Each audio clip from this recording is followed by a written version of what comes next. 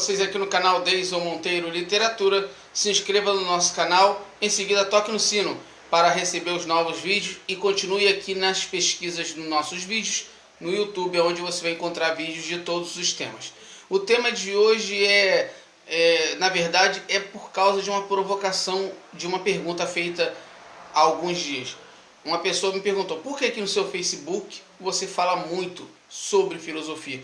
O que e o porquê? E aí eu fui responder a ele. Então o vídeo é por que eu falo de filosofia? Ou por que a importância da leitura da filosofia?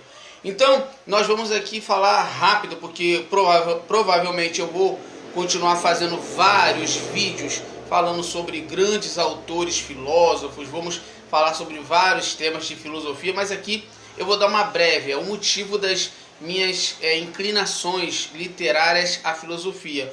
Porque na realidade, quando você passa a gostar da literatura, ou quando você descobre o mundo da literatura, logo você vai começar a ler de tudo um pouco até que você se encontre.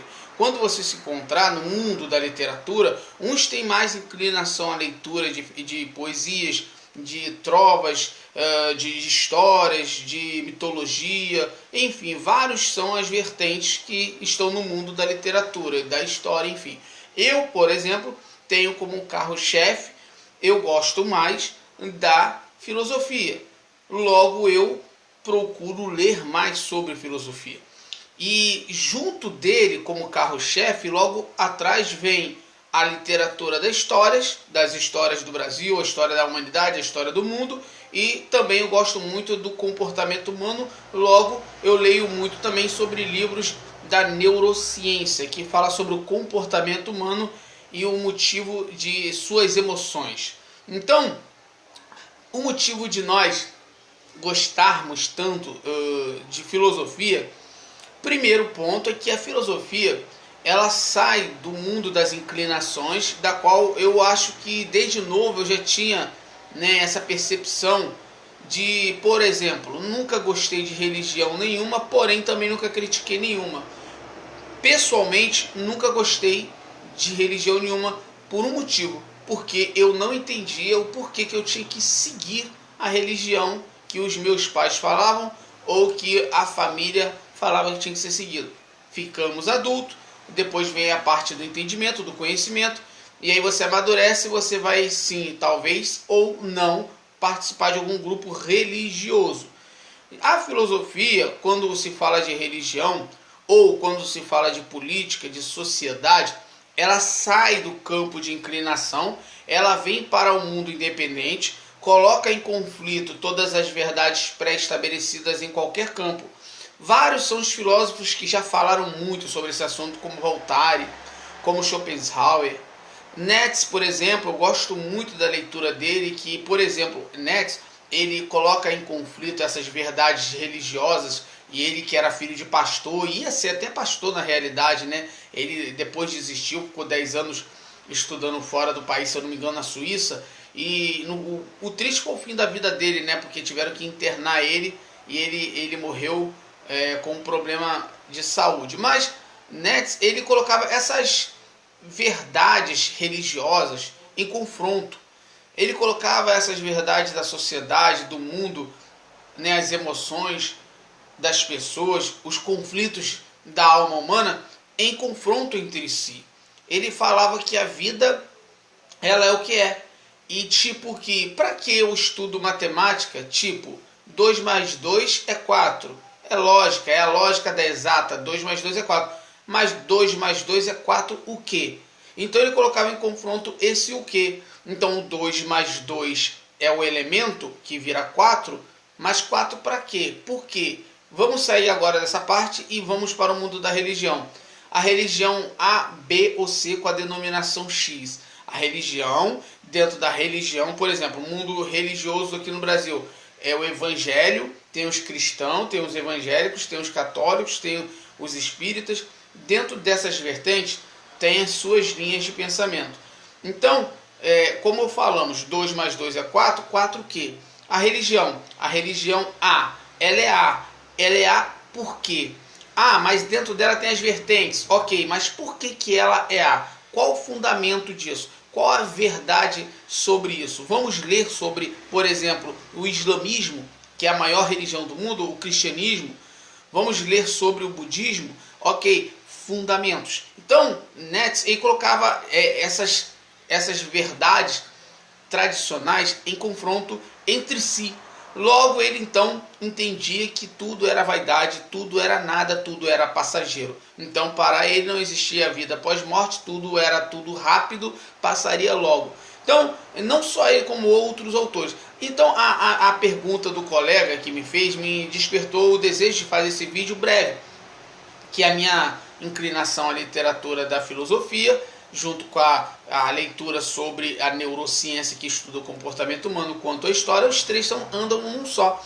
Então a gente tem que ter um equilíbrio. Por exemplo, eu tenho sim, hoje a minha religião, entre aspas eu chamo ela de religião, porque na realidade eu acredito na existência de um Deus chamado Senhor Jesus. Não critico quem acredita em outro tipo de Deus, a respeito ela, mas dentro da minha fé individualista, né, eu acredito na existência de um Deus chamado Jesus. Beleza até aí. Mas sai do campo da inclinação fanatismo ou religiosa e vem para o campo filosófico, então a gente coloca em confronto. Por que eu tenho que acreditar nele? Por que meu filho deveria acreditar nele? Quais são os fatos? Fatos escritos e fatos verídicos. Eu não vou entrar nesse contexto, porque se eu for entrar no contexto da fé que eu apoio, que eu vivo, né, eu vou ter que falar de resultados, e logo eu tenho resultados na parte, né, dentro, interna da igreja, que é parte de milagres que acontecem, correto? Então a gente não vai entrar nessa parte de milagres, transformação de vida. Então, a religião tem essa parte de conversão, converter comportamento e pensamento. Mas quando a gente começa a ler literatura da filosofia, a gente entende que muitas das religiões, todas elas, não escapa uma, nem a minha, todas.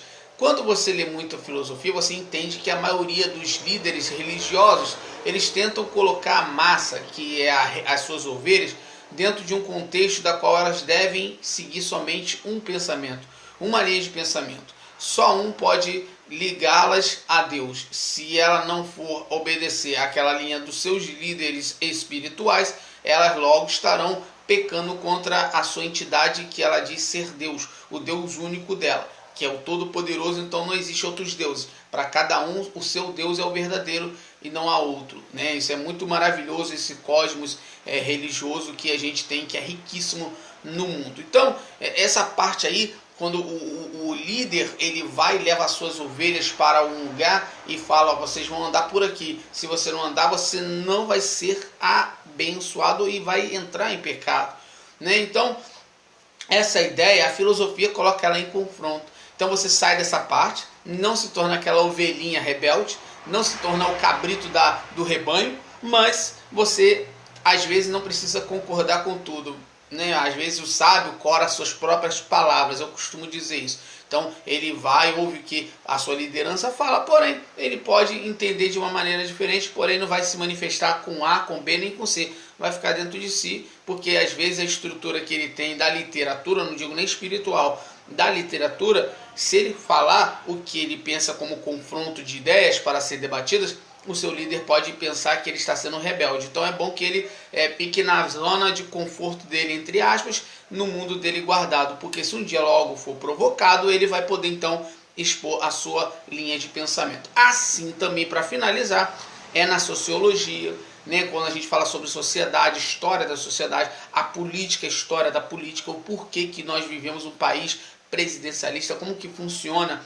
uma eleição majoritária proporcional, como que funciona o esquema de eleição no Brasil, como que funciona a política, tudo isso, os porquês. Então a filosofia, ela coloca em confronto todas as verdades da Terra. Então essas verdades entram em confronto, aí entra a ciência por sua parte em confronto com a filosofia. A filosofia fala, ó, ciência, sociedade e religião, entrem em confronto contra as suas verdades que vocês inventaram. Nós aqui não vamos opinar, ou seja, a filosofia não vai opinar, só vai colocar duas pontas da verdade e a não verdade. Por quê? O porquê. Por que que não é assim? Ou por que é assim? Na verdade, a filosofia nada mais é do que provocação. Provocar o pensar, o pensamento. Então, por isso, meu amigo, você que talvez está vendo esse vídeo, é meu colega, e aí me perguntou isso aí no meio da rua e eu fiquei calado na minha, mas veio a ideia de fazer esse vídeo. Tá respondido a pergunta, né? Mais detalhado do que lá no meio da rua, por causa que a literatura da filosofia abre um espaço de um mundo muito maior, muito mais amplo para discutir qualquer tipo de assunto, tá? De qualquer maneira, de qualquer forma, mais à frente nós vamos detalhar alguns pontos sobre Schopenhauer, sobre Voltaire, sobre qualquer tipo de filósofo, sobre Seneca, enfim, são vários os filósofos que nós temos aí na história do mundo. E hoje em dia você não pode se apear de ler filosofia, porque na verdade filosofia ela confronta tudo. Tudo é confrontado pela filosofia. Fica conosco aí, continue vendo os nossos vídeos aqui no nosso canal. Se você ficou até o final, você pode ver vídeos. O nosso vídeo que mais tem visualização é o Deison Jurisprudência, tá? Escreve lá no YouTube, ó, Deison Jurisprudência. É o que mais tem, por causa do pessoal que está fazendo aí faculdade de Direito, né, ou vai prestar vestibular. Tem desembargo declaratório, Deison Desembargo Declaratório e outros mais, resenhas literárias, enfim. Tá certo? Um forte abraço, até a próxima resenha com todos vocês. E siga-nos também no Facebook, Deison Monteiro. Valeu, galera!